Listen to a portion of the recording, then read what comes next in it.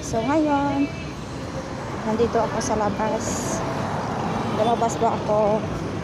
Galing ako ng convent. Kaso ngayon, kailangan kong bumili ng itlog. Ito po yung dala kong tray. Punta na po ako sa tindahan. Kasi naubusan kami ng itlog.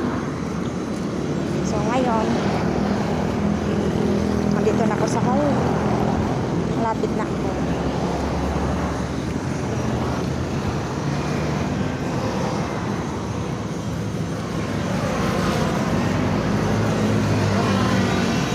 Ito yung gagawin ko pag maubusan kami ng itlog. Pwede kami lumabas. Lalo na yung mamamalingki kami. Sa amin din, sa convent namin, sa Sister Divine Savior, pwede kaming labas